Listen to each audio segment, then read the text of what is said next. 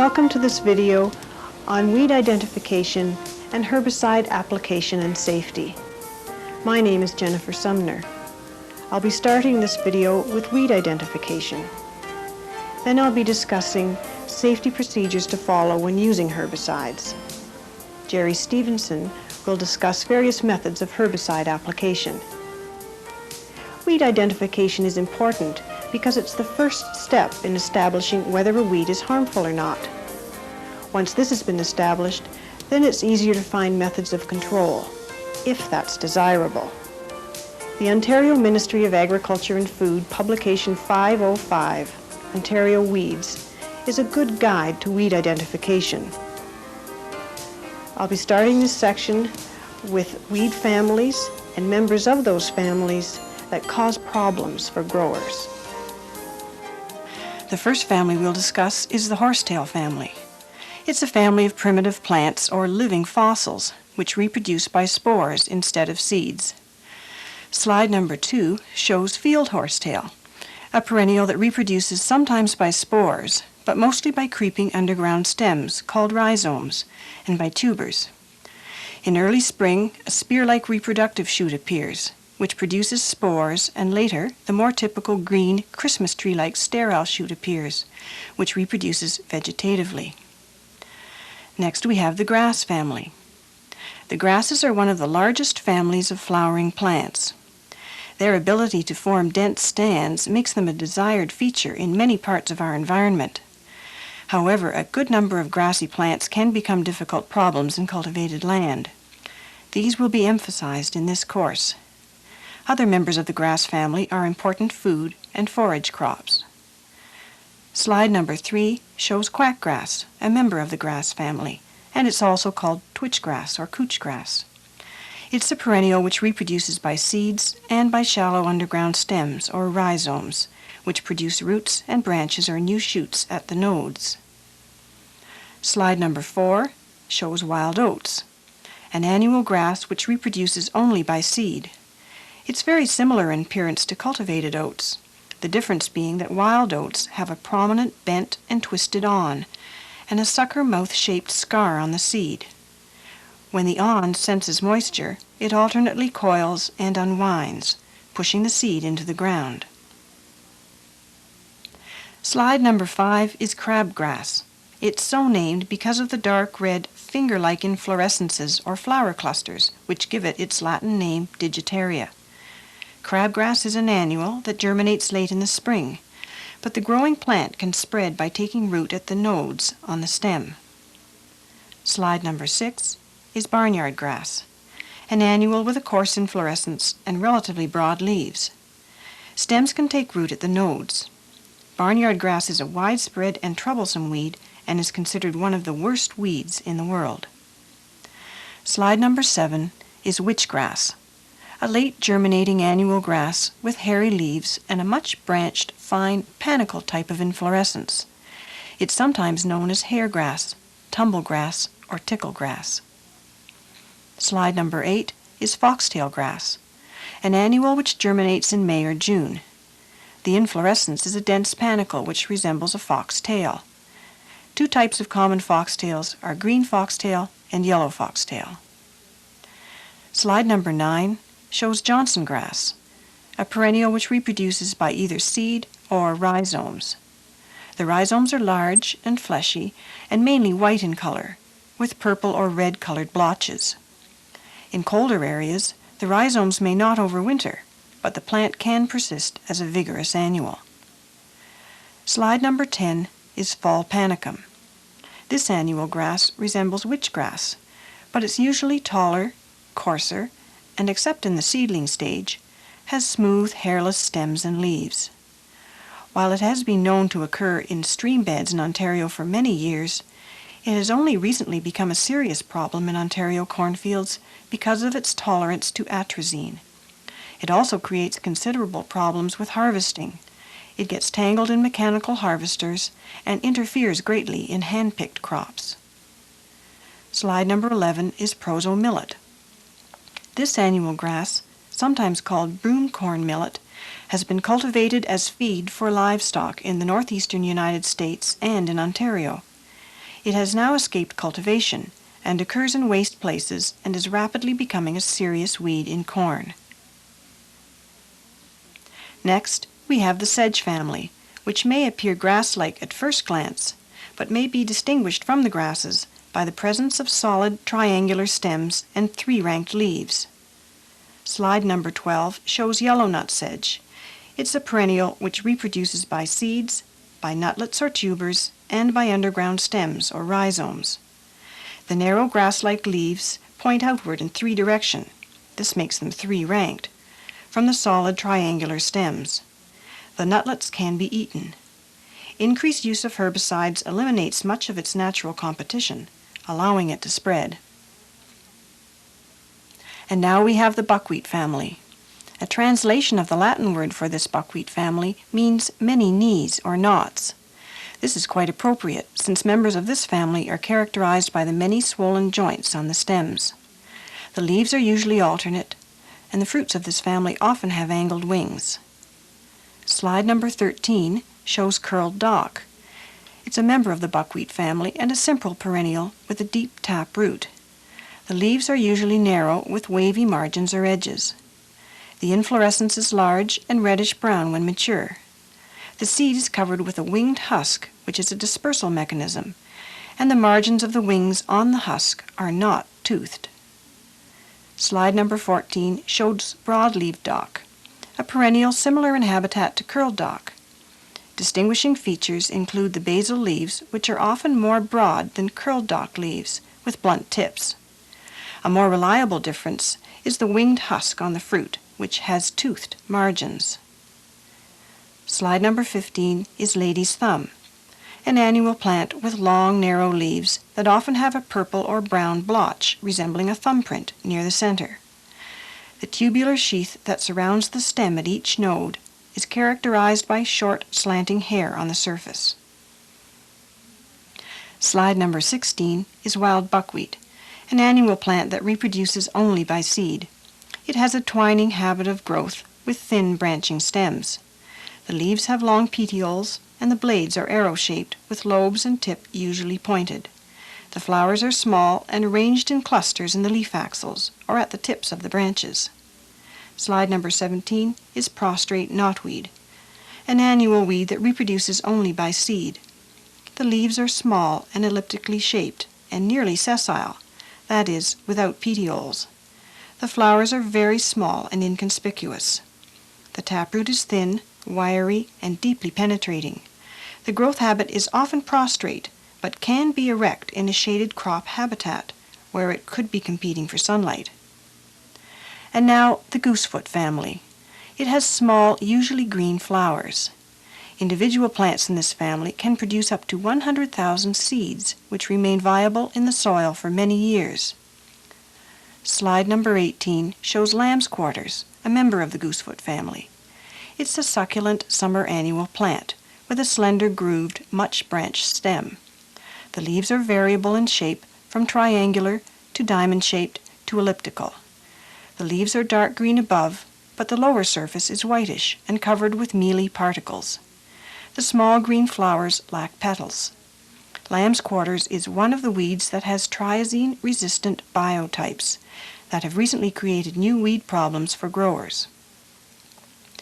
Slide number 19 is Russian thistle, an annual that only reproduces by seed. The firm, short, bract-like leaves are an adaptation to withstand low moisture conditions. Stems are usually striped with red lines. It's sometimes called tumbleweed.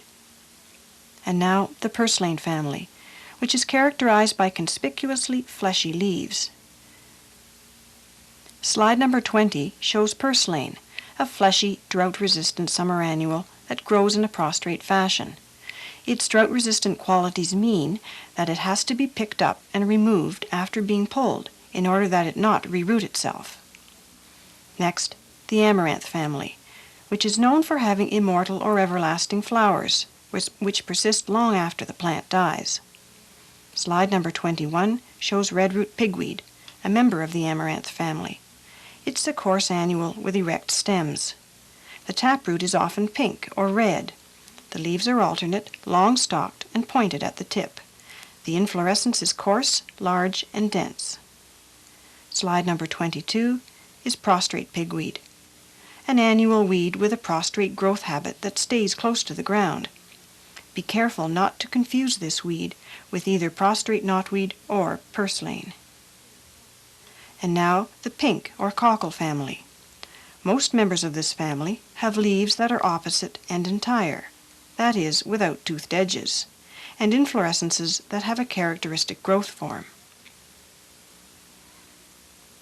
Slide number 23 shows chickweed, a summer annual or winter annual with a trailing prostrate growth habit. The stems can take root at the nodes and form mats. The hairless opposite leaves are usually oval in shape with pointed tips. At least the lower leaves on a stem have definite petioles. The small white flowers are numerous and star-shaped. Slide number 24 is mouse-eared chickweed, a short-lived perennial which usually germinates in autumn. Its growth habit is much like chickweed, the main difference being that mouse-eared chickweed has more narrow, opposite leaves that are covered with long hair. It can reproduce by seed and also spread vegetatively by taking root at the nodes. And now the barberry family, a family of perennial herbs and shrubs that often bear colorful, winter-persistent berries. Slide number 25 shows common barberry, a bushy shrub with many stems and arching branches. The wood beneath the bark and in the roots is yellow. The leaves are finely toothed, often clustered with spines at the base. These spines are usually three-branched. The inflorescence is drooping and matures to produce red berries. Common barberry is a problem because it increases stem rust infection in oats, barley, rye, and spring wheat by providing a home for this infection early in the season. Now the buckthorn family, a family of woody shrubs, small trees, and climbing vines. Slide number 26 shows European buckthorn, a bushy shrub with sharp thorns on the end of the shoots. The leaves are opposite, elliptical, and have toothed margins. The flowers are small and greenish, and the fruit is black and bitter. The leaves are retained on the plant much longer in the autumn than on most shrubs. European buckthorn increases the incidence of oat leaf rust or crown rust. And now the rose family, one of the best-known families of plants because many of its members have either food, medicinal, or ornamental value. There is much variety in this family, but most members have five-parted flowers. Slide number 27 shows sulphur cinquefoil, an erect, very leafy perennial. The leaves have either 5 or 7 lobes. The flowers are lemon yellow and have numerous stamens. It's also called rough-fruited cinquefoil. Slide number 28 is silvery cinquefoil, a perennial weed. The leaf has 5 to 7 leaflets with a green upper surface and a silvery undersurface. Slide number 29 shows rough cinquefoil, an erect annual or biennial. The stem is round and covered with hairs, and each leaf has 3 leaflets. Next we have the mustard family. These are herbaceous plants with alternate stems and leaves. The flowers have 4 petals, forming a cross. Slide number 30 shows wild mustard, an annual that reproduces only by seed. The seeds may remain viable for up to 50 years in the soil. On the plant, the seeds are held in pods that have a beak which is about 1/3 the length of the pod. Wild mustard is economically important as a bee pasture, but its plant tissues are irritating to the digestive tracts of cattle, and its seeds are poisonous to birds. Slide number 31 shows wormseed mustard, an annual or winter annual reproducing only by seed. The pods of this mustard have no beak. The flowers are similar to wild mustard, but smaller and paler. It's an intermediate host of some viral plant diseases, such as cucumber mosaic and aster yellows. Slide number 32 is stinkweed, or pennycress, an annual or winter annual reproducing only by seed. The seed pods are compressed or squeezed and look like small coins. Slide number 33 is shepherd's purse, an annual that reproduces by seed and occasionally overwinters. The pods are heart-shaped. Slide number 34 is field peppergrass, an annual or biennial reproducing only by seed. The leaves are arrow-shaped, the upper ones clasp the stem. Short hairs on the stem and leaves make them feel rough. The seed pods are winged towards the outer end, and the seeds can be used in place of pepper. Slide number 35 shows common peppergrass, an annual or winter annual that reproduces only by seed. The upper part of the plant is very much branched, and the pods are very dense. Slide number 36 is yellow rocket, usually perennial or biennial, but some are annuals. It reproduces by seed. It has numerous small leaves that are lobed around the midrib. Yellow rocket is particularly a problem in clover and alfalfa fields. It's also known as winter cress and provides excellent greens. Next, the mint family. It's characterized by glandular hairs, which give them a more or less aromatic scent. Another feature common to the family, but not unique to it, is its square stems. Slide number 37 shows henbit, an annual or winter annual found all over Ontario. The alternate leaves are generally broad, rounded, and somewhat heart-shaped. The lower leaves may have stalks, while the upper leaves clasp the square stem. The flowers are pinkish or purplish and are borne in clusters in the leaf axils. Slide number 38 is catnip, a perennial reproducing by seed and by rhizomes. The alternate, coarsely toothed leaves are borne on erect, densely hairy, square stems. The trumpet-shaped flowers have 2 lobed upper lips and 3 lobed lower lips. Slide number 39 is ground ivy, a perennial which may reproduce by seed or by rooting at the nodes of the prostrate square stems. For this reason, it's also commonly known as creeping Charlie. The leaves are closely round-toothed, and both leaves and stems have a strong, disagreeable odor. Slide number 40 is heel-all. It may have either a prostrate or an erect growth habit, and has broad ovate or kidney-shaped bracts. The leaves are alternate and have smooth to shallow-toothed margins. Next, the St. John's wort family. It's composed mainly of trees and shrubs. Most plants in this family have oil sacs found in all parts of the plant. Slide number 41 is St. John's wort. The most distinguishing features of this perennial plant are the translucent dots on its leaves. Its stems are woody at the base, and the leaves are opposite and have no petioles. Now the spurge family. Members of this family can be found throughout the world, except in Arctic regions. Species range from cactus-like to herb and tree-like plants. In the species studied here, all parts of the plant contain a milky white juice. Slide number 42 is leafy spurge, a perennial that reproduces by seed and by pinkish buds on the spreading roots. It's an erect plant that grows to 75 centimeters high. The leaves are alternate and arranged spirally and are 5 times as long as they are wide. The flowers, which appear in June, have no petals. Leafy spurge is poisonous to most mammals. Slide number 43 is cypress spurge.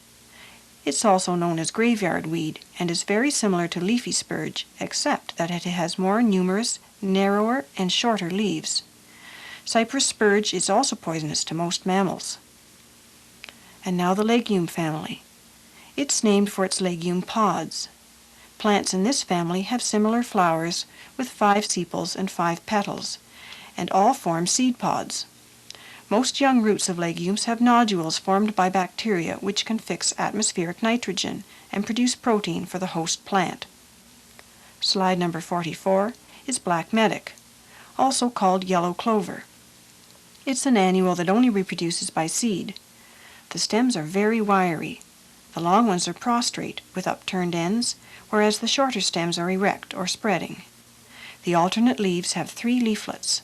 The inflorescence is crowded with yellow flowers, and the seed pods, when mature, are black. Slide number 45 is tufted vetch, a perennial that reproduces by seed and wiry underground roots. Long stems are prostrate or climb by use of tendrils. The leaves are alternate, and the bluish-purple flowers are pea-like. And now the figwort family. This family of annual and biennial herbs and shrubs has worldwide distribution. Slide number 46 shows common mullein, a biennial which has a rosette of densely hairy leaves in the first year and has a tall spike bearing yellow flowers in the second year. Slide number 47 shows toadflax, another member of the figwort family. It's also called butter and eggs or wild snapdragon. This weed is easily recognized because it strongly resembles cultivated snapdragons. And now the morning glory family. All members of this family have a vine-like twining, clinging growth habit. The sweet potato, a major tropical food crop, belongs to this family. Slide number 48 shows field bindweed, a member of the morning glory family.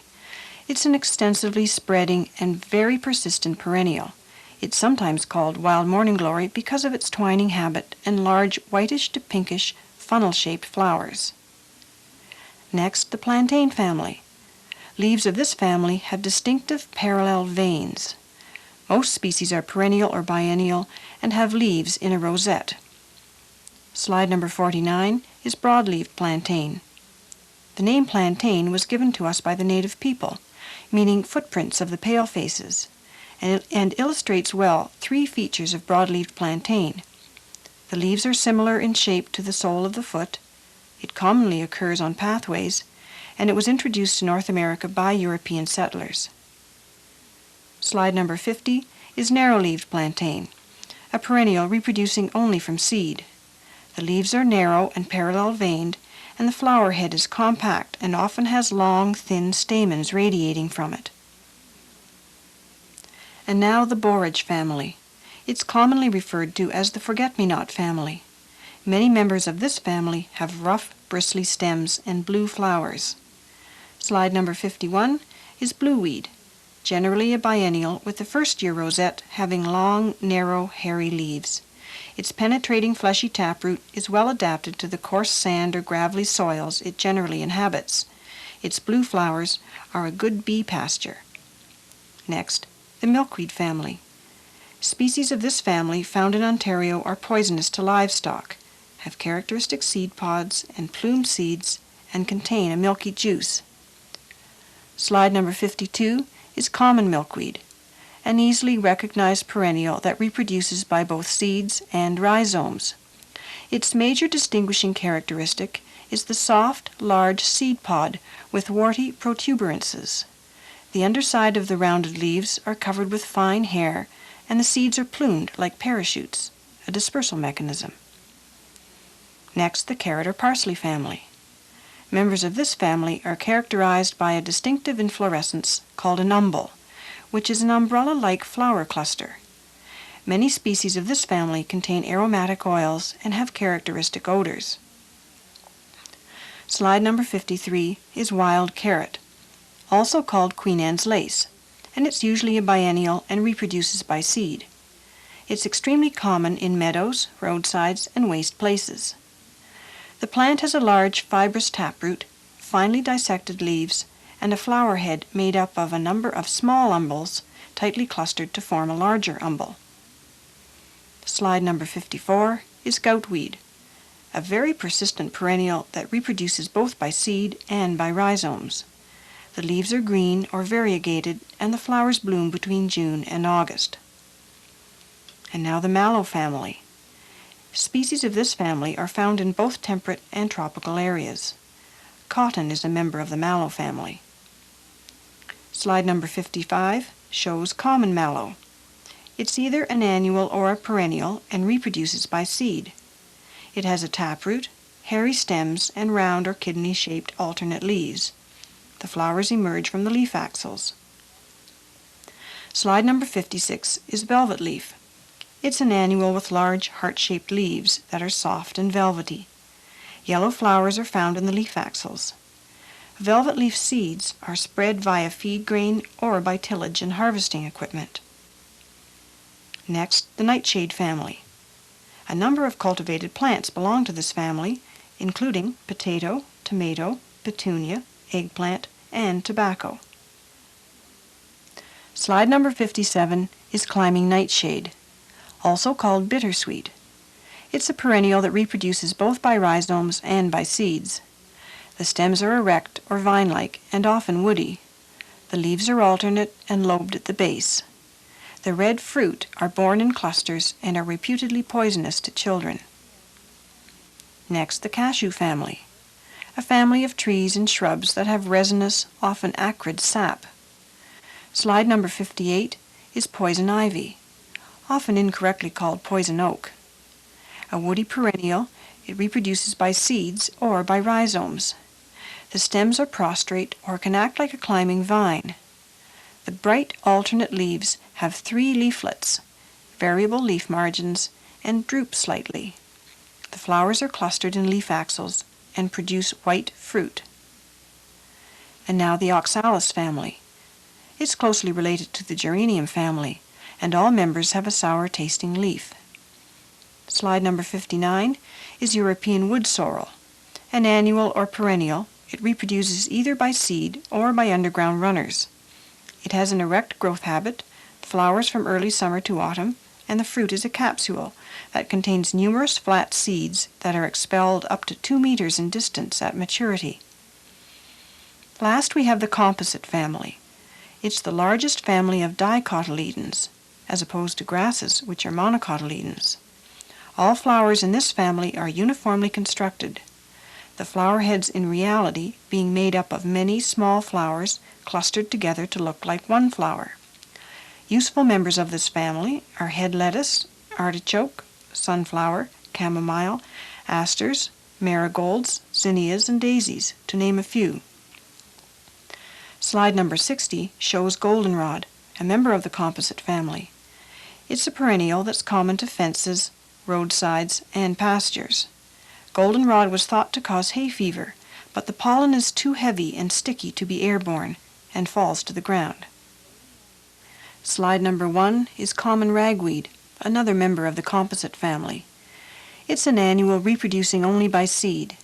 The stems are erect, the lower leaves are opposite but become alternate higher up, and the leaves are finely dissected, becoming gray-green on older plants. Tiny green flowers hang on stalks and produce very light pollen, which may be carried by the wind for 200 kilometers. It is the most important cause of hay fever in North America. Slide number 2 is yarrow, a perennial that reproduces both by seeds and by spreading underground rootstocks. The stems are erect, the leaves are feathery and have sage-like odors. Some people confuse it with wild carrot, but yarrow's flower heads are more dense and triangular-shaped. Slide number 3 is oxeye daisy, a biennial and a perennial reproducing by seed and by underground rhizomes. When crushed, its leaves have a disagreeable odor and are refused by cattle as feed. Slide number 4 is common burdock, a biennial that reproduces by seed. It has an erect habit, with stems that are grooved longitudinally. The first-year basil rosette has heart-shaped coarse leaves resembling rhubarb. The inflorescence is purple and when mature produces the characteristic burrs. Slide number 5 is nodding thistle, a biennial reproducing only by seed. The leaves are irregularly lobed and harshly spiny at the edges, but they're softly haired on the upper and lower surfaces. At maturity, purple flowers hang or droop from the stems, giving this thistle its name. Slide number 6 is bull thistle. It's a biennial reproducing only by seed. The winter rosettes are often found in lawns. The leaves are deeply lobed, usually grouped by 2s and 3s on the stem, and disappear as the plant matures. The leaves have spines on the upper surface, while the lower surface is soft and woolly. The flowers are bright and purplish. Slide number 7 is Canada thistle, a troublesome perennial reproducing by seed and horizontal roots. The stems are smooth, the leaves are lobed and spiny and clasp the stem. The flowers are purplish. Slide number 8 is chicory, usually a perennial and reproduces by seed. The very tall stems can be over 1 meter in height. The plants have a deep root that is used in the coffee industry. First-year plants form a basal rosette, and the following year's plants produce blue flowers in late summer to late fall. The plant parts usually contain a sticky white juice. Slide number 9 is goat's beard, usually a biennial reproducing by seed and having a thick taproot. Smooth, fleshy, and grass-like leaves are alternate on the second-year stem, and yellow flowers are produced. There is a milky juice in all parts of the plant. Slide number 10 is dandelion, a perennial that reproduces by seed. It has elongated, deeply and irregularly lobed leaves arranged in a rosette. Yellow flower heads are formed on a leafless stalk from spring to fall. All plant parts have white juices. Slide number 11 is perennial sow thistle, a perennial reproducing by seed and underground root buds. It's a tall, erect plant with seedling leaves that are irregularly toothed at the margins. The flowers are showy and bright yellow. All plant parts have milky juices. Slide number 12 is spiny annual sow thistle, similar to perennial sow thistle, but an annual. It has deeply lobed leaves with small, moderately spiny teeth at the margins. This plant also contains sticky white juice. Slide number 13 is common annual sow thistle, similar to spiny annual sow thistle in appearance, except that it has leaves which are deeply lobed, with the terminal lobe being short, broad, and rounded or triangular. Slide number 14 is Jerusalem artichoke, a perennial that reproduces by seed and by fleshy potato-like tubers. The erect stems can be 3 meters high and branch only at the top. The yellow flower heads can be 10 centimeters across. Slide number 15 shows coltsfoot, a low-growing perennial with no main stem that spreads by underground rhizomes which produce patches of leaves on petioles. These patches can be from 3 to 6 meters across. The first part of the plant to appear in spring is the bright yellow flowers, which resemble dandelions. As the seeds ripen, large, deep green leaves appear that resemble velvet leaf or cocklebur at maturity. This completes the identification section. Now I'm going to speak to you about safety. As responsible individuals, all those who use herbicides must pay particular attention to physical and environmental health precautions. There are 6 main areas of concern: storage, mixing and filling, rinsing, application, first aid, and disposal. The first area of concern is storage. Slide number 31 shows how a special area should be set aside for herbicide storage, and that area should be kept locked when not in use. A warning sign should be posted, and a verbal warning about the toxic nature of herbicides should be given to all farm help. Herbicides should always be kept out of the reach of children and should remain in their original containers, so they never get confused with other substances. Slide number 32 shows the wrong way to transport herbicides. They should never be kept near food for human or animal consumption, and never transported in open containers or with groceries or animal feed. Mixing and filling is the second area of concern we'll deal with, and slide number 33 indicates a situation that cannot be stressed enough. Read the label before using. The label should be read carefully, and the instructions should be followed precisely.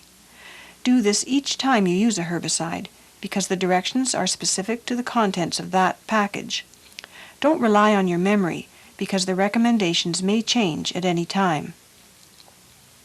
When mixing and filling, wear the proper protective clothing, as shown in slide number 34, to prevent exposure through skin, mouth and nose, or through the eyes, especially during tank filling, because you are working with a very concentrated product. Proper clothing includes overalls, goggles, correct respirator, gloves, and boots. Slide number 35 shows a situation that should never have been allowed to happen. Tank filling has been left unattended and the tank has overflowed. If you're called away from tank filling for any reason, turn the water off. If a spill does occur, immediately clean up the spilled herbicide and bury it in a safe place. This situation also reminds us never to mix and fill near water supplies, because a spill could contaminate them. Slide number 36 shows a number of potentially dangerous activities happening at the same time. The grower is filling the tank without wearing proper protective clothing. A child is being allowed to watch the operation from close range, and the grower is smoking a cigarette while filling the tank. Proper protective clothing should always be worn to avoid exposure to herbicides. Children should never be allowed to be a part of any procedure involving herbicides because their bodies are so much more susceptible to contamination than in adults. And finally, you should never eat, drink, nor smoke during mixing and filling because you could be accidentally poisoned. Always be aware that you're working with hazardous materials. With this in mind, remember to wash your hands thoroughly after filling and return unused herbicide to the original containers, which have been carefully opened in order to be reused. Seal them and lock them up again. Never use unmarked containers for this purpose.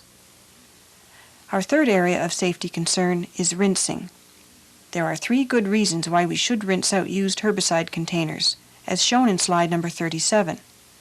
Rinsing saves money because you use all the herbicide you paid for, instead of throwing some away. Over the years, that can represent a substantial savings. Rinsing is a safety practice because residues could be harmful to surrounding plant and animal life.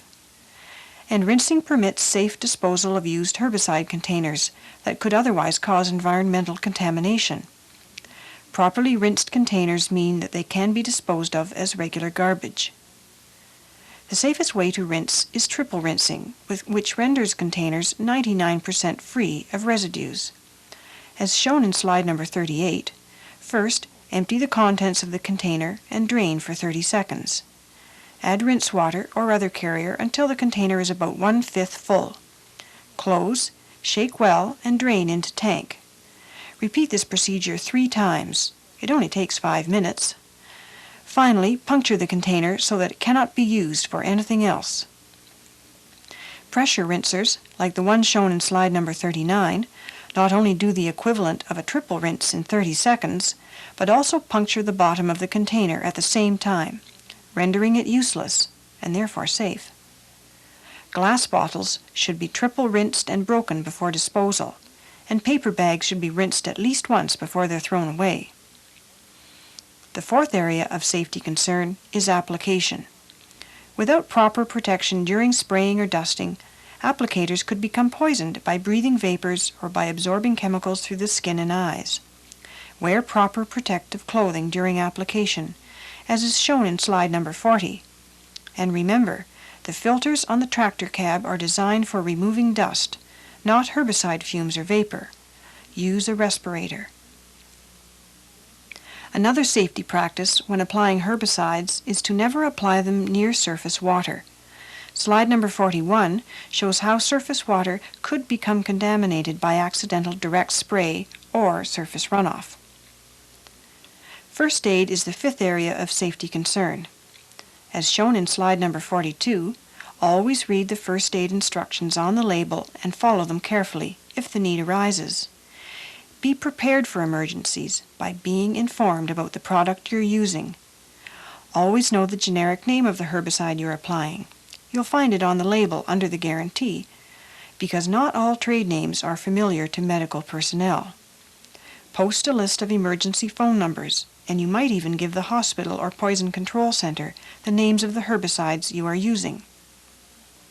Never blow out nozzles with your mouth, as the person in slide number 43 is doing, and don't handle contaminated equipment with your bare hands. If an accident occurs, as in slide number 44, remove contaminated clothing immediately, clean exposed skin areas thoroughly, and seek medical attention if it's needed, remembering to know the generic name of the herbicide used. It's important to have a thorough shower and shampoo at the end of working with herbicides, and to launder clothes daily, separate from other clothes. The sixth area of safety concern is disposal of containers. Never dump used containers carelessly, as shown in slide number 45, because surface water could become contaminated by runoff, and groundwater could become contaminated by leaching. That could lead to poisoned drinking water. Never pile used containers in the yard where they could be a health hazard to children and animals, especially if they've not been rinsed properly. Never use empty herbicide containers for something else. Triple rinse them, puncture or break them, and dispose of them at proper disposal sites. Herbicides have become an important aspect of good farming, but they must be used as directed. You can never be too cautious when using them. Hello, my name is Jerry Stevenson. I'm in the Department of Environmental Biology here at the University of Guelph. I'm one of the co-authors of this course in weed science for off-campus students. I've had several years of experience in teaching courses, pesticides in the environment and weed science for students at the diploma, undergraduate, and graduate level, but I haven't had the opportunity until this course to have a chance to reach some of you students who have an interest in this subject but who don't have a chance for long periods in residence here on the campus. The topic that I'm going to start off with in relation to weed control here is some comments and some illustrations of herbicide application. Herbicide application is a very early thing to understand in the use of herbicides for weed control, but I should point out it's not the first step. The first step is to identify the weed problem. The second step is to understand the weeds that are the problem, have an understanding of their biology, have an understanding of the best times to try to control them. The next step is to develop some kind of a control program that may or may not involve the use of a herbicide. If it does involve the use of the herbicide, the question is which herbicide. And once you've purchased the herbicide, the very important, very early important step is reading the label of the chemical that you're planning to use. In application, the really important thing is that regardless of what type of equipment you're using, understand how to calibrate it. Understand how much chemical you will be applying per plant or per unit area in order to be able to mix up the chemical properly. So often the uninformed person will ask, how much chemical should I put in how much water if I'm going to treat some area to control dandelions or some situation like that. And really, you have to answer that question with a question. You have to ask, how much water are you planning to put on the area? If you can tell me that, I can tell you how much chemical to put in that much water. And that requires that person to go out and calibrate their sprayer for that particular situation. And it doesn't matter what type of sprayer you're dealing with, the principles are pretty much the same. If you look at slide 16, this is a typical field sprayer, tractor-mounted field sprayer. While you can't see all the components in this slide, you can be sure that there is a pump, there is a tank, which you can see, which holds the diluted herbicide. There will be a pump to create the pressure. You can see the spray boom, and if you look closely, you can see the evenly spaced nozzles that will deliver the spray in rather fine droplets to give good coverage. These nozzles will be placed at carefully selected intervals in relation to the height of the boom so that we'll get a proper overlap of the spray and proper deposition of the spray at ground level. And so that from one end of the boom or one end of the spray pattern to the other, the same amount of water carrying the same amount of herbicide will be deposited. If we keep our proper pressure, proper boom height, proper nozzle spacing, proper nozzle type, proper vehicle speed, we can maybe calibrate that at 3 miles per hour or kilometers per hour, we'll be putting on a certain number of liters per hectare or gallons per acre, whatever system you want to work in, imperial or metric. But it's important to keep that volume of spray solution per area known and constant from beginning of the operation to the end in order to put the proper rate of chemical on from the beginning of the operation to the end. In slide 17, but here's a knapsack sprayer. Again, it has all the components of a sprayer. There's a tank. With these types of sprayers, the spray might come out just from gravity, or there might be some hand pump or air cylinder to provide pressure. There's a handheld wand here and a nozzle at the end. Here again, you could use this for spot spraying, or at a certain consistent walking speed, you could again put on so many liters of water per hectare, and really apply the chemical on a kilogram per hectare or pound per acre basis, the same as you would with a field crop sprayer. In slide 18, we see part of a roadside sprayer. You'll notice the spray pattern is quite off-center. In fact, because they're only spraying on one side of the vehicle, they're using OC nozzles, or off-center nozzles, to provide that pattern. But again, the principles will be the same. They'll have to know the rate of delivery of those nozzles and adjust the boom height and the vehicle speed accordingly to have a carefully calibrated rate of application. Slide 19, we see another very specialized sprayer. Really, it's a shielded sprayer. If you look closely, you'll see the nozzles are on the outside of this shield. This is the type of sprayer that you could use to apply Roundup around newly planted trees or evergreens, where you'd want to control the grasses without really getting any of the chemical in contact with the desirable shrub or tree. Slide 20, you can notice this applicator for lawns is called a meter miser. This is a gravity-fed, low-drift sprayer where the solution from the tank is fed onto a spinning disc, which is driven by the axles as you push this sprayer. It looks a lot like a lawn fertilizer spreader.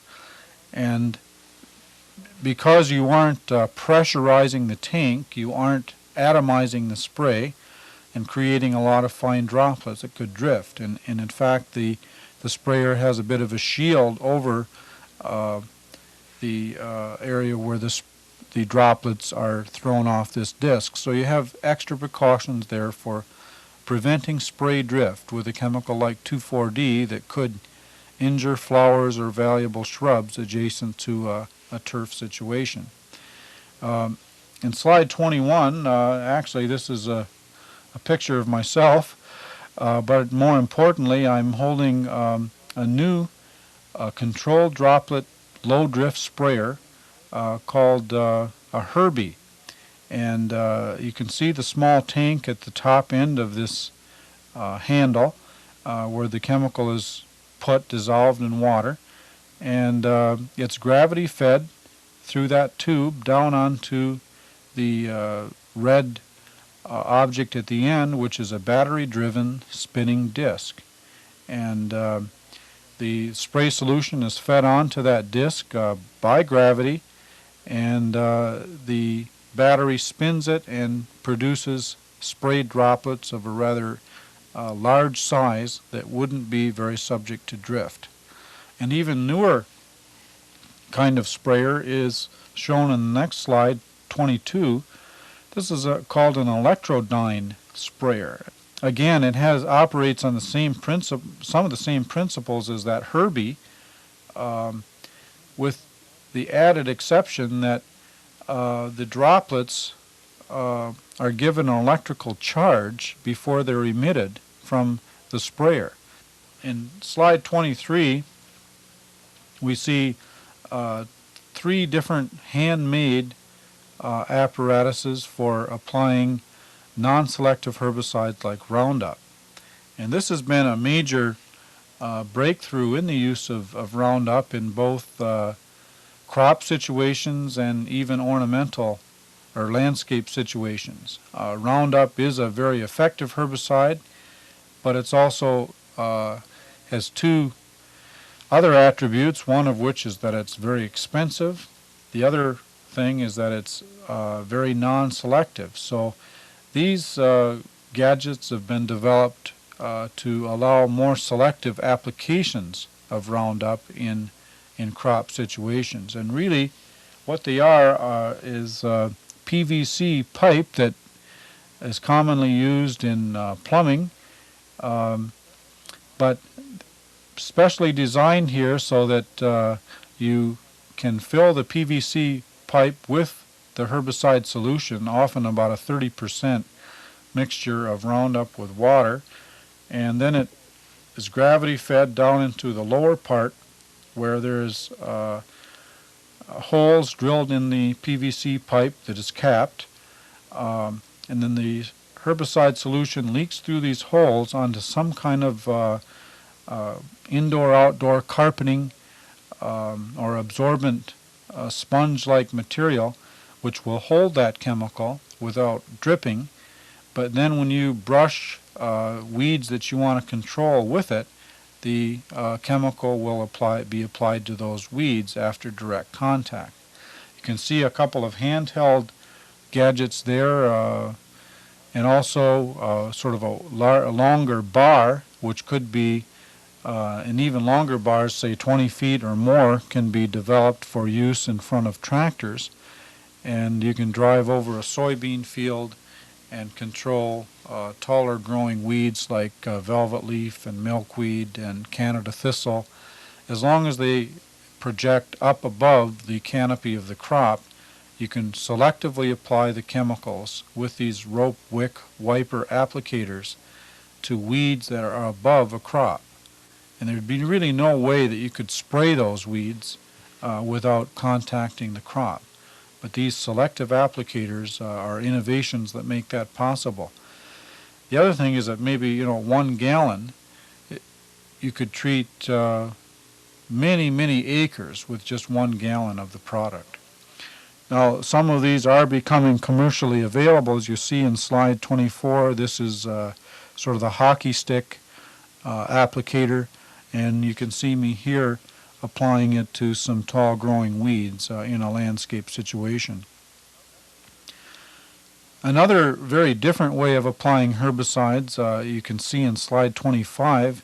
This is by injection. This isn't very commonly used except in forestry situations where maybe the stand is too thick, and if it isn't thinned, maybe none of the trees will ever reach a marketable size.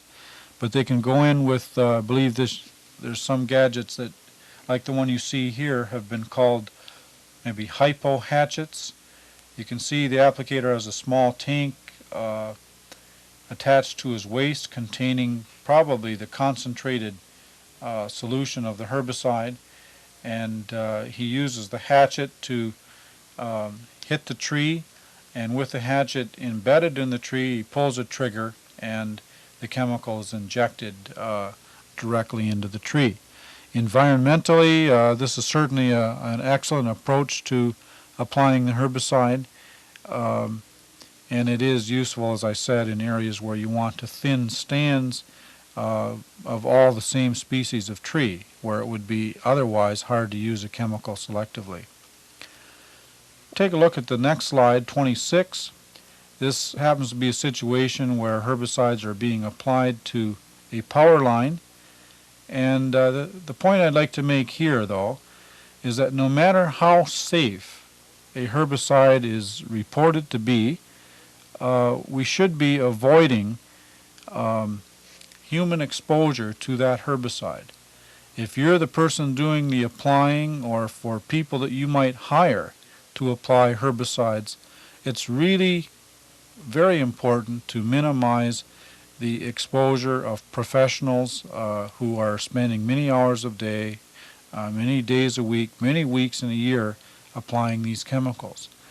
Just a couple other examples in the next two slides, 27 and 28.